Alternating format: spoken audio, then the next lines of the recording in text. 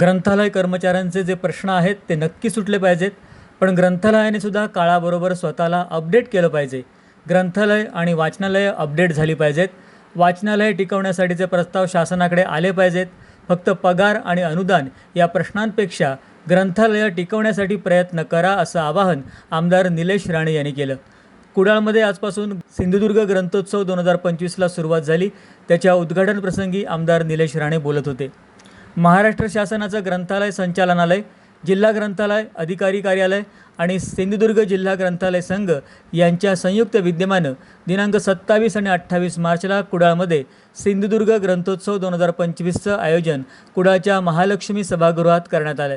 याचं उद्घाटन आज दुपारी आमदार निलेश राणे यांच्या हस्ते प्रतिमा पूजन आणि दीप प्रज्वलन करून झालं. यावेळी व्यासपीठावर आमदार निलेश राणे यांच्यासह जिल्हा परिषदेचे अध्यक्ष प्रमोद कामत, उपाध्यक्ष दादा साईल, कुडाळच्या नगराध्यक्ष प्राजक्ता बांदेकर शिरवलकर, शिवसेना जिल्हाप्रमुख दत्ता सामंत, बांधकाम सभापती संतोष साटविलकर, कुडाळ पंचायत समिती सभापती मिलिंद नाईक, जिल्हा परिषद सदस्य दीपलक्ष्मी पडते, रुपेश कानडे, दीपक नारकर, उपजिल्हाधिकारी आरती देसाई, जिल्हा ग्रंथालय संघाचे अध्यक्ष मंगेश मस्के, जिल्हा ग्रंथालय अधिकारी सचिन हजारे, टोपीवाला वाचनालयाचे अध्यक्ष अरविंद शिरसाट आदी मान्यवर व्यासपीठावर उपस्थित होते. प्रास्ताविकातून मंगेश मस्के यांनी जिल्ह्यातील ग्रंथालय कर्मचारी आणि ग्रंथालय यांच्या समस्या मांडल्या आणि त्या सोडवण्याची मागणी आमदार निलेश राणे यांच्याकडे केली. यावर उत्तर देताना आमदार निलेश राणे यांनी सर्व वाचनालय आणि ग्रंथालयांना काळासोबत चालण्याचं आवाहन केलं. ग्रंथोत्सव आज आपण इथे साजरा करतोय. पुस्तकं आपण इथे ठेवलेली आहेत. वेगवेगळ्या विषयांवरची पुस्तकं आहे, इतिहास आहे आणि अनेक विषयांवरची पुस्तकं आहेत. या आपल्या संस्थेच्या माध्यमातून ज्यांनी मनोगत इथे व्यक्त केलं, त्यांनी काय अडचणी इकडे सांगितल्या, अनुदानाच्या काय अडचणी आहेत, पगाराच्या काय अडचणी आहेत, आपण सगळ्या अडचणी आपण मला या व्यासपीठावर इकडे सांगितलेले आहेत. ते देखील मी पालकमंत्र्यांना सांगण्याचं काम करेन, कारण का आम्ही सगळे एकत्र मिळून आपल्याला या अडचणीतून बाहेर काढलं पाहिजे. ही मला बऱ्यापैकी समज या व्यासपीठावर बसल्यानंतर आलेली आहे. पण आपण पण साहेब 1962 साली जेव्हा याचा नियम कायदा झाला, 2012 मध्ये जेव्हा अनुदान आपल्याला मिळाला, शेवटचं अनुदान मला वाटतं तेव्हा 2012ला आपल्याच मनोगतात आपण सांगितलं साहेब आपण पण स्वतःला अपडेट केलं पाहिजे. आज अनेक जण जेव्हा आपण आता मला वाटतं उपजिल्हाधिकारी मॅडमनी त्याचा उल्लेख केला, आपण हे सगळं साहेब आपल्यापर्यंत आणण्याचा प्रयत्न करतोय. रीडरशिप आपली कशी वाढेल ह्याच्यावरती पण आपलं लक्ष देणं तेवढंच गरजेचं आहे. साहेब आता मोबाईलचं युग आलेलं आहे. आपण याचाही विचार केला पाहिजे की ग्रंथालय, वाचनालय हे अपडेट कसे होते याचाही कुठेतरी आपल्याला विचार केला पाहिजे. तरच आपण या स्पर्धेच्या युगामध्ये टिकू शकतो. साहेब मोबाईलच्या युगामध्ये आज मी स्वतःचं उदाहरण देतो. मी सगळं जे काय पेपर वाचायचे, पुस्तकं वाचायची, माझ्या आवडीची जी पुस्तकं वाचायची ती सगळी मी माझ्या मोबाईल किंवा आयपॅडवर वाचतो. आपल्यालाही ग्रंथालय टिकवायचे, वाचनालय टिकवायचे, तर ती टिकवत असताना काय करावं लागेल त्याच्यासाठी शासन स्तरावर ह्याचे प्रस्ताव आपल्याकडून पण आले पाहिजे. नुसतं पगार आणि अनुदान ह्याच्यावरती आपण थांबू नका. वाचनालय टिकवायची कशी, ग्रंथालय टिकवायची कशी, ह्याचा कुठेतरी प्लॅन प्रशासन म्हणून आम्ही आणि संस्था म्हणून आपण सगळ्यांनी एकत्र मिळून हे सगळं टिकवलं पाहिजे. नुसतं 2 दिवसाचं प्रदर्शन इकडे आपण उभं केलं म्हणजे ग्रंथालयाला कुठेतरी पॉप्युलॅरिटी मिळाली, लोक वाचक वाढले असं होत नाही. आपल्याला ह्या सगळ्या गोष्टीचा विचार करावा लागेल की आज मोबाईल आणि टेक्नॉलॉजीच्या युगामध्ये साहेब मोबाईल आला, पेजर गेला, तोही टेक्नॉलॉजीचा भाग होता, पण पेजर आता कोण वापरत नाही, आता सगळे मोबाईल वापरतात. याचा कधीतरी विचार व्हावा. आपण पुस्तकं विकण्यासाठी, पुस्तकं लोकांनी घ्यावी याच्यासाठी आपण हे सगळे प्रयोग करता. खरोखरच आपलं अभिनंदन करतो मी, कारण का आपण एक धाडस केलं. या युगामध्ये हे सगळं धाडस करणं फार कठीण आहे, पण आपल्यालाही हे सगळी व्यवस्था टिकवायची, शासन म्हणून आम्हाला ही व्यवस्था टिकवायची. आपल्या ज्या अडीअडचणी आहेत आपल्या मनोगतातून आपण सांगितलं की आपण मला लेखी स्वरूपामध्ये ते वेगळ्या देणार आहे. मी पालकमंत्री साहेब, खासदार साहेब आणि आमचे केसरकर साहेब याच्यामध्ये शासनाकडे ज्या काही गोष्टी मागणी स्वरूपामध्ये मागायच्या त्यांनी सगळं मागतो. पण मला जग किती वेगाने चाललं हे दिसतंय. आणि म्हणून जशा उपजिल्हाधिकारी मॅडम बोलल्या गरज वगैरे, हो सगळी गरज आहे, वाचनाची गरज आहे, सगळं मला माहिती आहे. पण ह्या युगामध्ये टिकण्यासाठी आपल्याला खूप अडचणीच्या मार्गातून आपल्याला त्याच्यातला मार्ग काढावा लागेल. त्याच्यासाठी आपण तयार आहात असं मला वाटतं. कारण का तुम्ही जर तयार असतात तरच हे शक्य आहे. कोणीतरी हे करणं भाग असतं आणि आपण हे करताय साहेब, मनापासून मी आपलं कौतुक करतो की कोणीतरी काही असेल प्रयोग तरी केला, कुठेतरी एक स्त्रोत तरी आपण तिकडे जिवंत ठेवला. त्यासाठी मनापासून मी आपलं अभिनंदन करतो. आपल्या सगळ्या सहकाऱ्यांचं मी इकडे अभिनंदन करतो की खरोखरच या कार्यक्रमाची गरज आपल्याला भासली.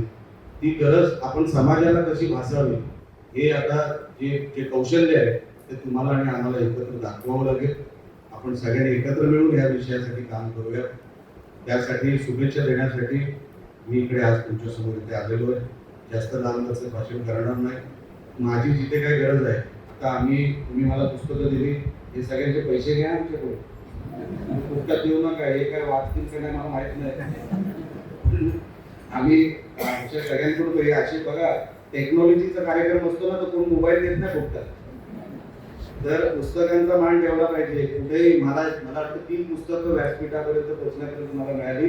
तिघांचे पैसे घ्या, नाहीतर मी कार्यक्रमाचे सगळे पैसे तुमच्या खिशातून भरायला लागतो. अजिबात कुठे तडजोड करता कामा नये. पुस्तकांचा मान ठेवला पाहिजे. हो तुम्ही प्रत्येकाने पैसे द्या, हो सभापती तुम्ही धरून, अजिबात त्याच्यामध्ये कुठे तडजोड नाही. प्रत्येकाकडून पैसे घ्या, नाही दिले तर मला सांगा, बऱ्यापैकी माझं चालतं.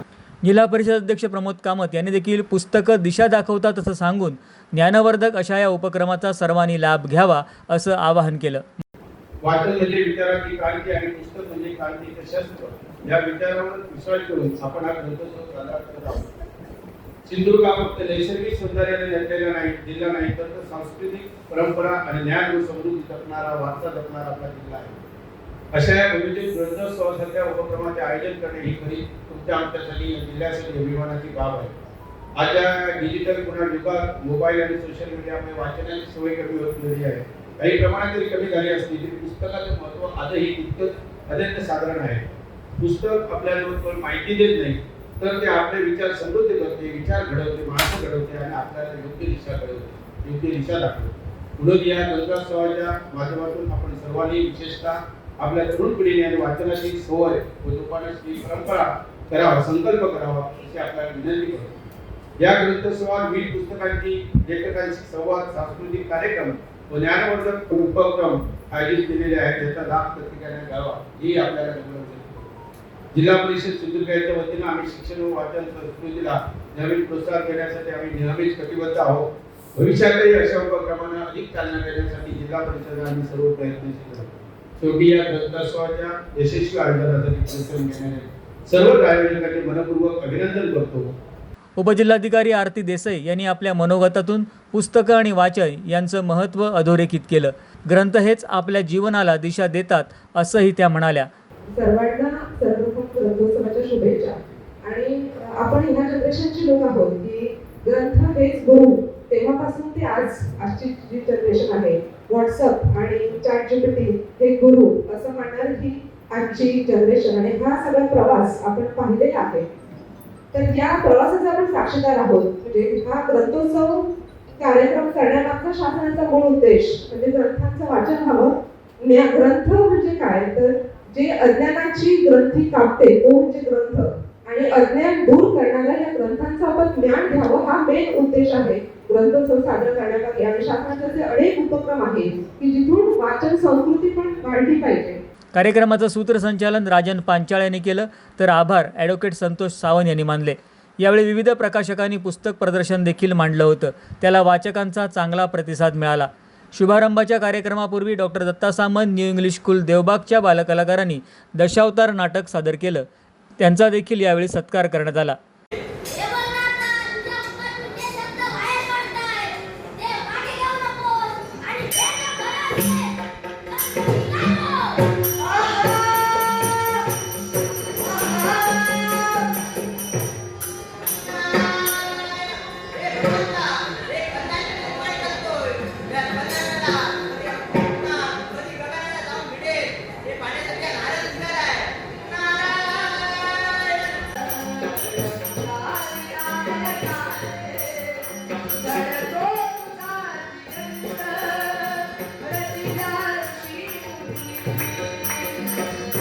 सायंकाळच्या सत्रात कैलासवासी गंगाराम गावणकर यांच्या साहित्यावर चर्चा कार्यक्रम झाला.